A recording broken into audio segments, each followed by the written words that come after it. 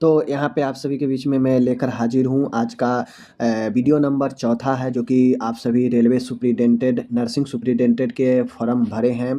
तो आपको लिए यह वीडियो नंबर में चौथा है और कंटिन्यू मैं क्लास आपको शाम में 7 बजे देने का प्रयास करता रहूँगा और दे भी रहा हूँ।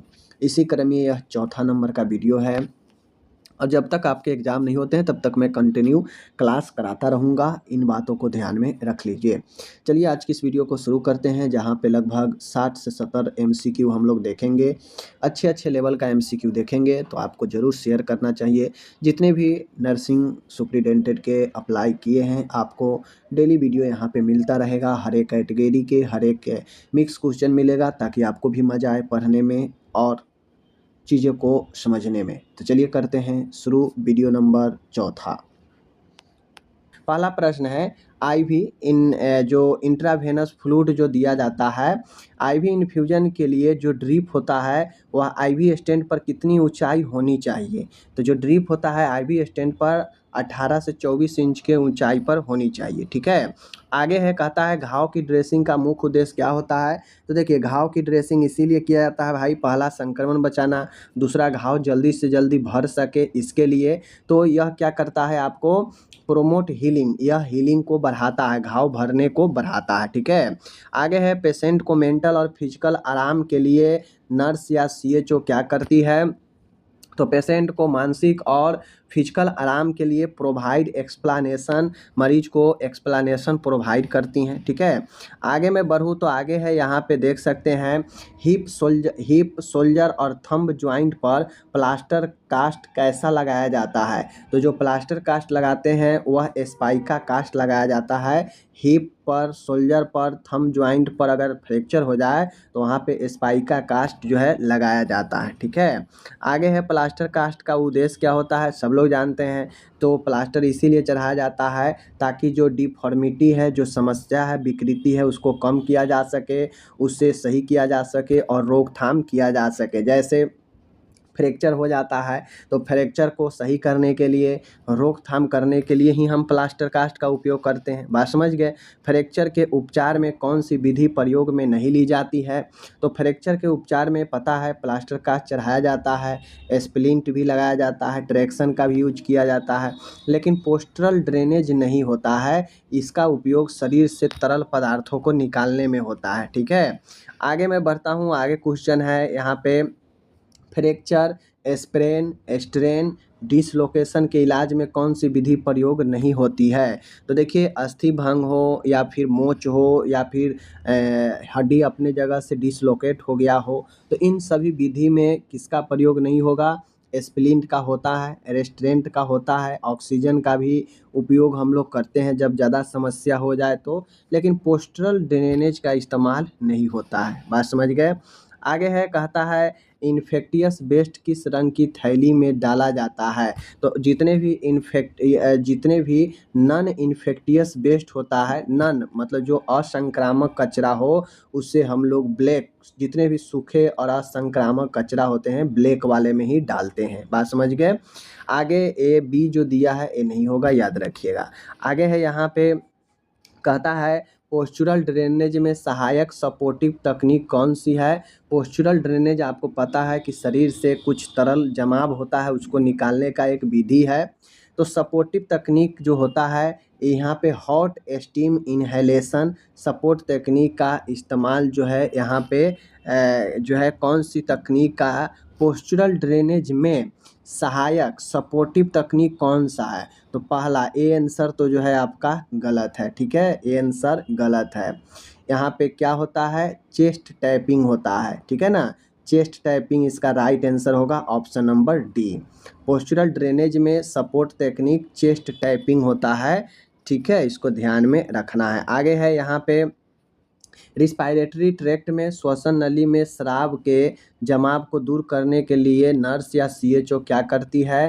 तो क्या करती है, provide side lying, tracheostomy, suctioning, removal of trachea.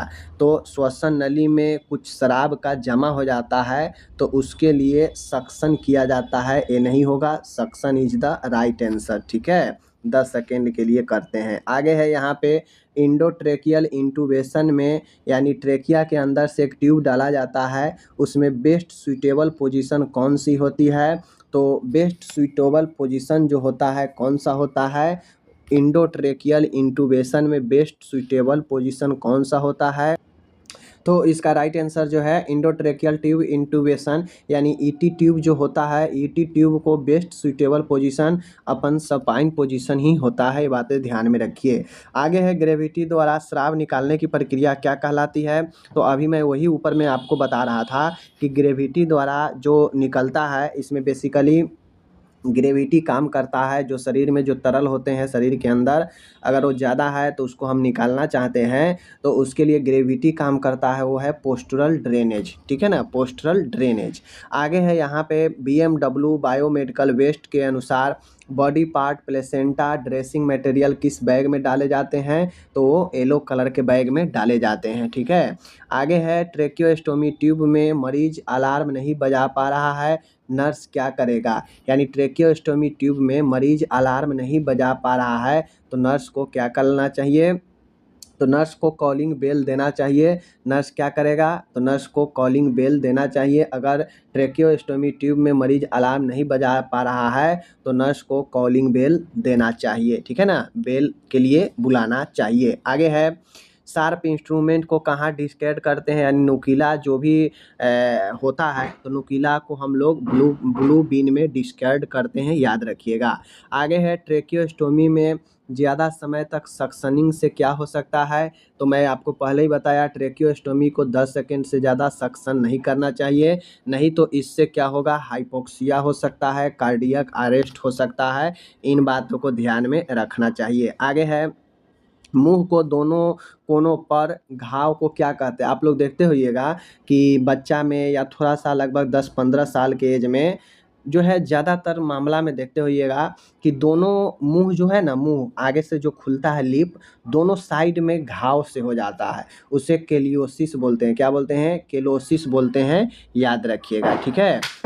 आगे है यहाँ पे एस्फेक्सिया में ABC का क्या अर्थ है? तो ABC का अर्थ होता है A मतलब एयर वे, B मतलब ब्रीदिंग, C मतलब सर्कुलेशन। ABC का फुल फॉर्म होता है। आगे है क्लोस्ट्रोमी इरिगेशन के लिए सॉल्यूशन का तापमान कितना होता है? यानी अगर क्लोस्टोमी यानी आपको इरिगेट करना हो, ठीक है ना, पेट में अगर क्लोन बड़ी आंत को अगर सफाई करना हो, तो इसके लिए सॉल्यूशन की जो तापमान है वह 38 से लेकर 41 डिग्री सेंटीग्रेड होनी चाहिए। ठीक है। RL जो लिक्विड होता है, जो फ्लूइड है, किस प्रकार का घोल है? सबको पता है। RL एक आइसोटोनिक सॉल्यूशन होता है। ठीक है। आइसोटोनिक कहने का मतलब क्या है? आप लोग कमेंट करके बताइए। ठीक है। आगे है यूथर्मिया शब्द का अर्थ है। तो यूथर्मिया शब्द का अर्थ है शरीर का समान तापमान। और समान तापमान कितना होता है शरीर का? तो 98.6 फ़ारेनहाइट होता है। ठीक है। इस क्वेश्चन में कुछ था नहीं, बस क्वेश्चन में यूथर्मिया जो यहाँ पे लगाया है ना, इसके कारण जो है क्वेश्चन थोड़ा सा ठीक बन गया है। ओके। आगे है, कहता है कि हिपेरिन थेरेपी में रक्त की जांच के लिए कौन सा टेस्ट किया जाता है? तो हिपेरिन टेस्ट थेरेपी में रक्त की जांच में कौन सा टेस्ट किया जाता है? तो बहुत शानदार क्वेश्चन है। तो इसका जो राइट आंसर होगा वह होगा पार्शियल थ्रोम्बोप्लास्टिन टाइम होता है, PTT। ठीक है, PTT। और इससे पहले जो है लगा होता है एक्टिवेटेड पार्शियल थ्रोम्बोप्लास्टिन टाइम होता है, APTT जो है हिपेरिन थेरेपी में रक्त जांच जो की जाती है। आगे है एब्डोमिनल वाल के द्वारा एब्डोमिनल ऑर्गेन्स का विजुअलाइजेशन क्या कहलाता है? यानी पेट के भित्ति के द्वारा पेट के अंदर के ऑर्गेन का देखना क्या कहलाता है? तो यह लेप्रोस्कोपी में संभव होता है। लेप्रोस्कोपी जो पेट के एरिया में हल्का सा चीरा देता है, और हल्का सा चीरा लगा के अंदर एक इक्विपमेंट डाला जाता है जिससे अंदर के सारे विजुअल दिखता है, वह लेप्रोस्कोपी में होता है। ठीक है, लेप्रोस्कोपी। आगे है एस्टोमेक का विजुअलाइजेशन क्या कहलाता है? तो एस्टोमेक का विजुअलाइजेशन क्या कहलाता है? गैस्ट्रोस्कोपी। क्या कहलाता है? एस्टोमेक। एस्टोमेक का विजुअलाइजेशन, तो एस्टोमेक का विजुअलाइजेशन गैस्ट्रोस्कोपी कहलाता है। ठीक है। आगे है, कहता है वैजिनल वाल के जरिए पेल्विक ऑर्गेन का विजुअलाइजेशन क्या कहलाता है? तो वैजिनल वाल है अगर वेजिनल वाल्व में हमें उसके थ्रू अगर हमें पेल्विक ऑर्गन देखना हो तो उसके लिए कुल्डोस्कोपी होता है। क्या होता है? कुल्डोस्कोपी होता है। ठीक है, याद रखिएगा। आगे है, कहता है कि निम्न में से यूनिरेसिस के उपचार के लिए ड्रग ऑफ चॉइस क्या है? एनुरेसिस, जिसे बेड वेटिंग भी कहते हैं। तो इसके लिए उपचार होता है इमिप्रामाइन। ठीक है ना, इमिप्रामाइन जो है इसका राइट आंसर होता है। एनुरेसिस के ड्रग ऑफ चॉइस जो होता है इमिप्रामाइन होता है, याद रखिएगा। ठीक है ना। आगे है, पोस्ट ऑपरेटिव पीरियड के दौरान कॉमन रेस्पिरेटरी प्रॉब्लम क्या होता है? यानी सर्जरी के बाद एक मरीज में कॉमन श्वसन से जुड़ी हुई समस्या क्या होता है? तो वो होता है एटिलीकेटेसिस। क्या होता है? एटिलीकेटेसिस। ठीक है, याद रखिएगा। एटिलीकेटेसिस क्या होता है? जहाँ पे फेफड़ा ठीक ढंग से जो है सिकुड़ नहीं पाता है। ठीक है, याद रखिएगा। आगे है, आँख के फंडस का विजुअलाइजेशन किस नाम से जाना जाता है? अगर आँख के फंडस को देखना हो तो उसके विजुअलाइजेशन को किस नाम से जानते हैं? ऑप्थेल्मोस्कोपी। यह आँखों के लिए एक उपकरण होता है। ठीक है ना। आगे है, यहाँ पे निम्न में से कौन सा विकल्प लंबर पंक्चर के उद्देश्य में शामिल नहीं है? निम्न में से कौन सा विकल्प लंबर पंक्चर के उद्देश्य में शामिल नहीं है? तो लंबर पंक्चर के उद्देश्य में जो शामिल नहीं है वो कौन सा नहीं है? तो लंबर इरिगेशन। लंबर इरिगेशन जो होता है, देखिए, तो लंबर पंक्चर के उद्देश्य में हम एनेस्थेसिया भी दे सकते हैं, इसलिए भी लंबर पंक्चर कर सकते हैं। सीएएसएफ की जांच करना हो उसके लिए भी लंबर पंक्चर कर सकते हैं। स्पाइनल कोड में दवाई देना हो उसके लिए लंबर पंक्चर कर सकते हैं। लेकिन लंबर इरिगेशन नहीं होता है माय डियर। कभी भी लंबर इरिगेशन करने के लिए हम लंबर पंक्चर नहीं करते हैं। इन बातों को ध्यान में रखना है। आगे है, एडल्ट के लिए लंबर पंक्चर की कॉमन साइट कौन सी होती है? तो एडल्ट के लिए लंबर पंक्चर की जो नॉर्मल साइट होती है बिटवीन L1 L2 वर्टेब्रा। ठीक है ना, L1 L2 वर्टेब्रा। ठीक है, याद रखिएगा, L1 L2 के बीच में। आगे है, एब्डोमिनल पैरासिम्प्टोसिस के लिए मोस्ट कॉमन साइट कौन सा उपयोग में लिया जाता है? देखिए, एब्डोमिनल पैरासिम्प्टोसिस, एब्डोमिनल पैरासिम्प्टोसिस का मतलब है कि पेट के साइड से पेट के भीति पर इंजेक्शन चुभोकर पेट के अंदर से पानी निकाला जाता है। ठीक है ना। तो ये एब्डोमिनल पैरासिम्प्टोसिस के लिए जो बेस्ट साइट है symphysis pubis umbilical, symphysis pubis और अम्बिलिकल्स के बीच मिड लाइन के ऊपर। ठीक है, यानी यह तिरछा होता है साइड से।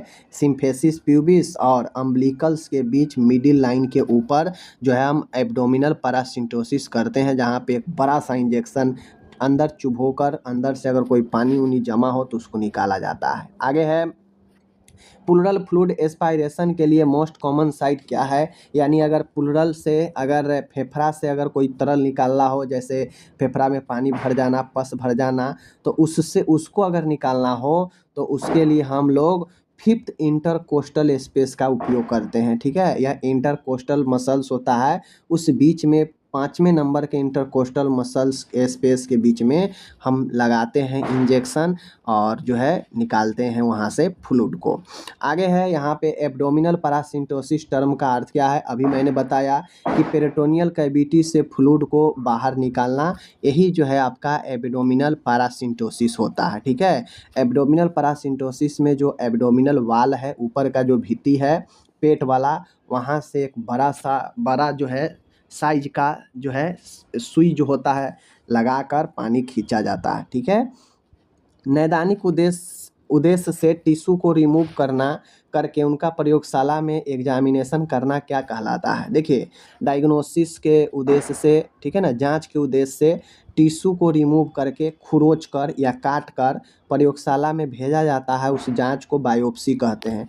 बायोप्सी में होता यह है कि जिस भी जगह का बायोप्सी करना हो वहाँ से थोड़ा सा टिश्यू को खुरोच कर निकाला जाता है या काट कर, और उसे प्रयोगशाला में भेजा जाता है जांच के लिए, उसे बायोप्सी कहते हैं। ठीक है, आगे है, यहाँ पे स्टैंडर्ड आईवी फ्लूइड और clear IV fluid liquid IV medication के लिए किस साइज का आईवी कैनुला का उपयोग करते हैं? तो देखिए, देखिए नॉर्मली हम लोग स्टैंडर्ड आईवी फ्लूइड हो या क्लियर आईवी फ्लूइड हो, मेडिकेशन के लिए नॉर्मली हम लोग 18 या 20 गॉज का ही जो है कैनुला का उपयोग करते हैं, ठीक है। अगर और तेज़ी से देना हो, हम लोग नॉर्मली जो है ब्लड ट्रांसफ्यूजन के लिए 18 का उपयोग करते हैं, और ऐसे अगर नॉर्मली फ्लूइड वगैरह देना हो तो 20 का उपयोग करते हैं। वृद्ध व्यक्ति हो तो उनमें 22 का उपयोग करते हैं, ठीक है, चूँकि नस पतला होता है तो इस चीज़ को ध्यान में रखते हैं, ठीक है। आगे है यहाँ पे, कहता है सेल की संख्या कम होने के कारण, सेल मतलब कोशिका, कोशिका की संख्या कम होने के कारण टिश्यू या ऑर्गेन की साइज डिक्रीज होना क्या कहलाता है। चूँकि सेल ही जो है बन बन के बड़ा करता है, तो सेल की संख्या में कमी होगा तो टिश्यू और ऑर्गेन की साइज भी कमने लगेगा, घटने लगेगा। तो इस प्रक्रिया को क्या कहते हैं, इसे एट्रोफी कहते हैं। और अगर साइज बढ़ने लगेगा तो उसे हाइपरट्रोफी कहते हैं, ठीक है, याद रखिएगा। आगे है फैलोपियन ट्यूब की एक्सरे स्टडी क्या कहलाती है। मान गए फैलोपियन ट्यूब का एक्सरे स्टडी हम करते हैं तो उसे सेल्पिनोग्राफी कहते हैं। क्या कहते हैं, सेल्पिंगोग्राफी कहते हैं, इसको ध्यान में रखना है। आगे है निदान के लिए जीआईटी के अंदर से विजुअलाइजेशन के लिए उपयोग किया जाने वाला प्रोसीजर क्या कहलाता है। तो टेस्ट के लिए, निदान डायग्नोसिस के लिए जीआईटी के अंदर से विजुअलाइजेशन के लिए उपयोग किया जाने वाला प्रोसीजर जो कहलाता है बेरियम एक्सरे कहलाता है। क्या कहलाता है, बेरियम एक्सरे कहलाता है, ठीक है, जो एकदम स्पष्ट क्लियर इमेज बनाता है ये पदार्थ। ओके, बेरियम निगलने के लिए कौन सा सॉल्यूशन उपयोग में लिया जाता है।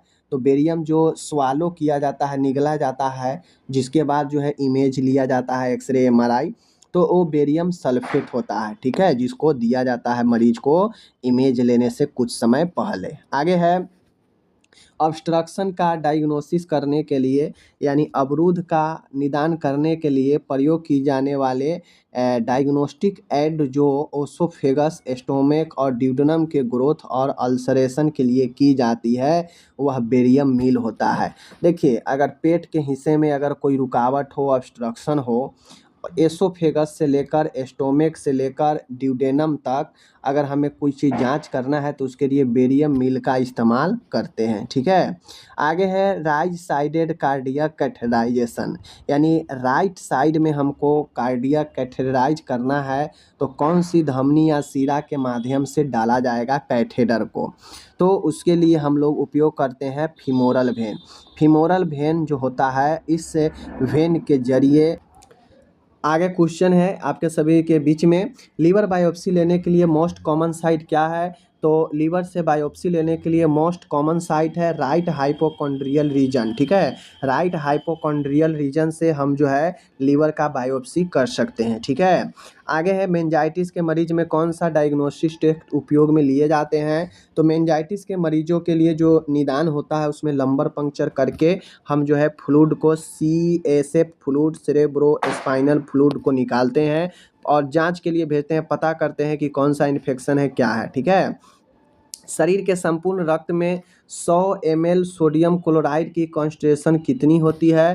तो शरीर के संपूर्ण रक्त में प्रति 100 ml में कितने सोडियम क्लोराइड यानी NaCl होते हैं, ठीक है, कितने, 100 ml में, तो 100 ml में 0.9% NaCl होता है, जो कि आप लोग पढ़े हैं। 0.9% आप लोग सॉल्यूशन भी पढ़े होंगे। दर्द युक्त मूत्र विसर्जन, पेनफुल म्यूटिनेशन को क्या कहा जाता है। तो जब दर्द से कराहता हुआ या मूत्र विसर्जन में कठिनाई हो उसे डायूसूरिया बोलते हैं। आगे है स्टेटोस्कोप की सहायता से एग्जामिनेशन करने को क्या कहा जाता है। तो स्टेटोस्कोप की सहायता से जो एग्जामिनेशन करते हैं उसे ऑस्कुलेशन बोलते हैं। क्या बोलते हैं, ऑस्कुलेशन बोलते हैं। आगे है मरीज को ओरल, मुंह के द्वारा मेडिसिन कब नहीं देनी चाहिए। तो जब मरीज वोमिटिंग होने लगे, वोमिटिंग से फेंकने लगे दवाई, तो जो है हम उसे ओरल रूट से दवाइयाँ नहीं देंगे।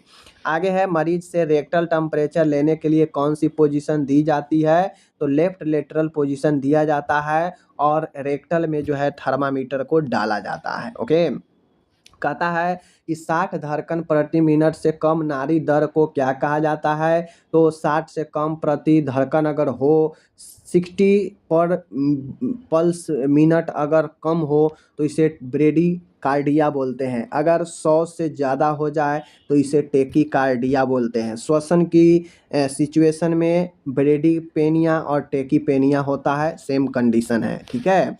आगे है, मरीज को तेज बुखार है, उसके लिए आइस बैग अप्लाई किया जाता है। इस प्रक्रिया में मरीज का तापमान किस विधि से कम होगा?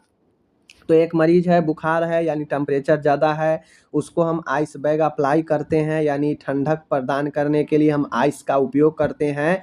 तो किस विधि से तापमान जो है नीचे होता है? तो होगा एवेपोरेशन, ठीक है, एवेपोरेशन विधि से। आगे मैं बढ़ता हूँ, डिजॉक्सिन टॉक्सिसिटी के साइन और सिम्टम्स क्या है? कोई डिजॉक्सिन लिया और उसे टॉक्सिसिटी हो गया, उससे उसे जो है क्या हो गया, फेल कर गया, दवाई टॉक्सिक हो गया, तो साइन एंड सिम्टम्स क्या होगा? तो इनमें से सभी होगा, bradycardia, hypovolemia, anorexia, nausea, vomiting, headache, सब कुछ, blurred vision, diplopia, yellow green halo, mental confusion, सब कुछ होता है, ठीक है।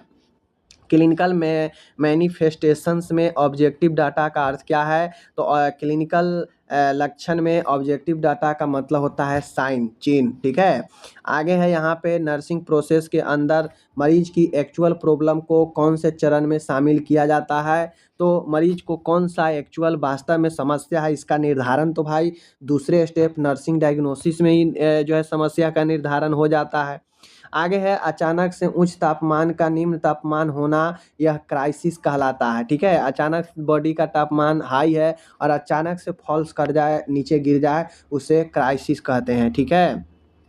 आगे है यहाँ पे, जिग जैग तरीके से तापमान में गिरावट आता है, यानी कभी तापमान बढ़ा फिर गिरा, कभी बढ़ा कभी गिरा, कभी बढ़ा कभी गिरा, जिग जैग मोशन में होता है, उसे स्टेडियम बोलते हैं। क्या बोलते हैं? स्टेडियम बोलते हैं। आगे है, माय डियर, चिल्ड्रेन में रेक्टल टेम्परेचर को कहाँ तक इंसर्ट करते हैं? तो 1 से लेकर 1.5 इंच तक हम जो है बच्चे में मलाशय में जो है थर्मामीटर को डालते हैं। आगे है, भाप के दबाव यानी स्टीम अंडर प्रेशर, भाप के दबाव में वस्तुओं को विसंक्रमित करना क्या कहलाता है? ऑटोक्लेव कहलाता है। जहाँ पे भाप में स्टीम प्रेशर में हम किसी भी वस्तु को स्टरलाइज करते हैं तो वह ऑटोक्लेव कहलाता है। आगे है, ऑटोक्लेव में स्टरलाइजेशन किस टेम्परेचर पर प्रभावी रहता है? तो वह 121 डिग्री सेंटीग्रेड होगा। कौन सा होगा? 121 degree centigrade, option D right होगा।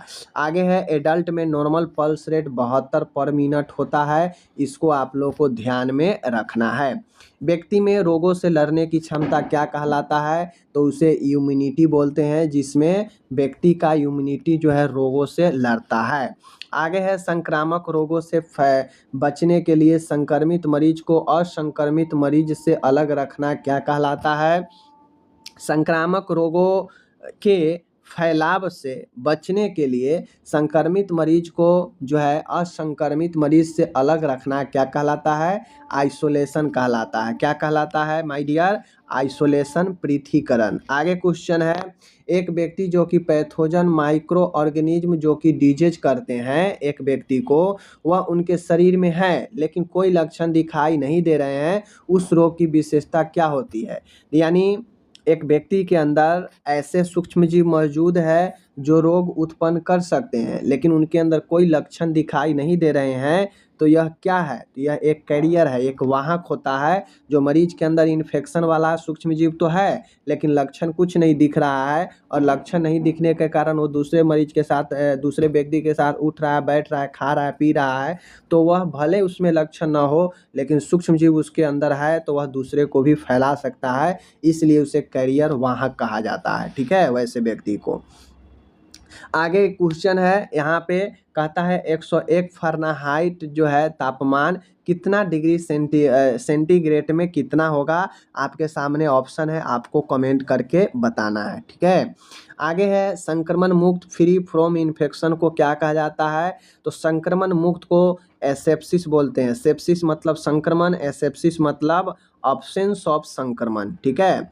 सभी संक्रमित उपकरणों को बीमारी के दौरान विसंक्रमित डिसइंफेक्शन करने को क्या कहते हैं? तो इसे कंकरेंट डिसइंफेक्शन कहते हैं, जो बीमारी के दौरान होता है। और जब व्यक्ति चला जाए, हॉस्पिटल छोड़ दे, चाहे डेथ के कारण या डिस्चार्ज के कारण, उसके बाद अगर कुछ हम करते हैं डिसइंफेक्ट, तो उसे टर्मिनल डिसइंफेक्ट बोलते हैं। और अगर मरीज के भर्ती के दौरान अगर हो तो उसे कंकरेंट बोलते हैं, ठीक है। आगे बढ़ता हूँ। आप लोग को ये क्वेश्चन बना के बताना है कि एक मरीज 2000 ml फ्लूइड को 18 घंटे में देना है, जबकि ड्रॉप फैक्टर 15 ड्रॉप प्रति ml जो है देना है, ठीक है ना। 1 ml में 15 ड्रॉप है, ठीक है। 18 घंटे में उसे 2000 ml हमें देना है, तो फ्लो रेट बताना है कि आखिर फ्लो रेट क्या होगा। आप इसको कैलकुलेशन करके 24 ड्रॉप पर मिनट लाइए, तब आप जानिएगा कि हाँ आपको आ गया। फ्लोरेंस नाइटिंगेल को हम किस नाम से जानते हैं? तो फ्लोरेंस नाइटिंगेल को लेडी विथ नेम के नाम से भी हम लोग जानते हैं, बहुत ही सुप्रसिद्ध है। आगे क्वेश्चन है, निम्न में से नॉन वर्बल कम्युनिकेशन का उदाहरण नहीं है, यानी नॉन वर्बल कम्युनिकेशन का उदाहरण नहीं है। जो नॉन वर्बल कम्युनिकेशन नहीं है, तो आई कांटेक्ट नॉन वर्बल है, फेशियल एक्सप्रेशन नॉन वर्बल है, बॉडी पोस्चर नॉन वर्बल है। यानी इन सब में जो है वर्बल नहीं होता है, लेकिन स्पोकन वर्ड जो कि बोला हुआ शब्द, ये तो स्पोकन है, वर्बल है, तो ये अपना वर्बल नॉन वर्बल नहीं होगा। आगे है, कम्युनिकेशन प्रोसेस में एक व्यक्ति दूसरे को संदेश देता है तो उसे किस रूप में जाना जाता है? तो एक व्यक्ति दूसरे को संदेश देता है तो जो देने वाला है वो सेंडर होता है, जो प्राप्त करने वाला है रिसीवर होता है, जिस मीडियम के द्वारा जा रहा है वो चैनल होता है, ठीक है। और मटेरियल जो जो भेज रहे हैं आप जिस चीज़ को, वह मैसेज होता है, ठीक है, सूचना। आगे है, एडल्ट में नाड़ी दर के लिए most common site radial artery होता है, ठीक है, लेना हो अगर आपको तो। भोजन नली आरटी ट्यूब डालने से पहले नली की लंबाई को कैसे हम लोग मापते हैं? अगर हमें ट्यूब डालना हो, ठीक है ना, तो कैसे मापते हैं? तो नाक की टिप से ईयर लोब से जेफियाइड स्टर्नम तक जो है मापते हैं, ठीक है। यानी नाक से लेकर कान के लोब तक, फिर कान के लोब सब जीफी स्टर्नम तक जो है हम मापते हैं ट्यूब को, और तब नापने के बाद चिन्हा लगा देते हैं, मार्क कर देते हैं, और उतना ही तक अंदर इंसर्ट करते हैं। बात समझ गए? तो यही जो है ट्यूब डालने के लिए ऐसे ही नाप लेते हैं। तो इस प्रकार से मैंने आप आज को 70 से ऊपर क्वेश्चन मैंने कराया। उम्मीद है समझ में आया होगा, अच्छे अच्छे प्रश्न था। मिलते हैं अगले वीडियो के साथ, अपना ख्याल रखिएगा, धन्यवाद।